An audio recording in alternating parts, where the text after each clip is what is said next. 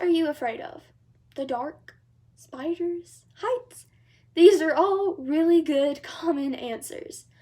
A study performed by ScienceAlert.com shows that 42% of people are in some way afraid of clowns. Yes, clowns. If you didn't already know from all the horror movies, clowns have been a hot topic of horror dating all the way back to the 1800s. Scaring adults and children alike, it has become a nightmare for many. Until in 1975, when it became even bigger than any old nightmare. For more than 100 years, the fear of clowns was unfounded. Then along came John Wayne Gacy, also known as Pogo or Patches the Clown. In 1975, Gacy joined a group called the Jolly Jokers.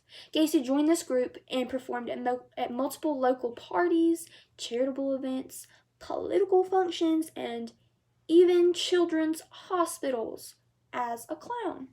He even went as far as to learn to apply the needed makeup and designed his own outfits, and he later said that dressing as a clown allowed him to regress into childhood. Though we must assume he was talking about some imaginary childhood, as his own childhood was very, very hard and really lonely. It's hard to imagine that someone who became a known professional clown would become even more infamous as a serial killer. If makeup, a goofy costume, and props are the necessities of clowning, then child abuse, a brain injury, and a mental illness are the three components needed for a deadly serial killer. Dr. Jonathan Pincus, a natural health advocate, has a theory that every single serial killer has those three aspects. Today, we are going to see if Gacy passes the test of a certified serial killer. The first point we'll be evaluating is abuse. So, did Gacy experience any abuse in his life? And the answer to that is that throughout John Wayne Gacy's childhood, he did, in fact, experience a large amount of both physical and mental abuse from his father. In Gacy's earliest childhood memory, at 4 years old, he was repeatedly beaten with a leather belt by his father.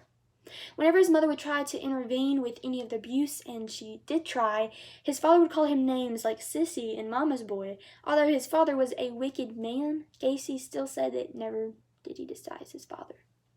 The second point is mental illness. Gacy committed 33 murders in his life, and preceding almost every single death, he would store the corpses under his bed for up to 24 hours and then bury it in his crawl space underneath his house. One of his victims, named John Bukovich, who was his employee at Kentucky Fried Chicken, went missing on July the 31st, 1975. John was 16 years old at the time of his disappearance, and Gacy did later confess to kidnapping John. Gacy also confessed to authorities to having just sat on the kid's chest for a while before he strangled him. He then stowed John's body in the garage, where he said he later planned on putting it into his crawl space. But suddenly, his wife and two stepdaughters came home earlier than he expected, so he buried him underneath the concrete in their family garage. When Gacy was caught,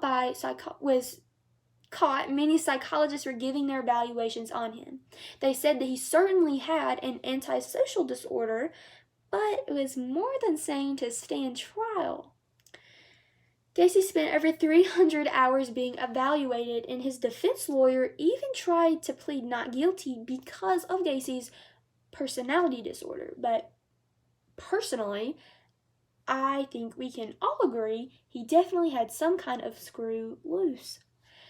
The third aspect of Dr. Pincus's makeup of a serial killer is a brain injury, which, yes, Gacy did have. When Gacy was 11 years old, he was struck in the head by a swing.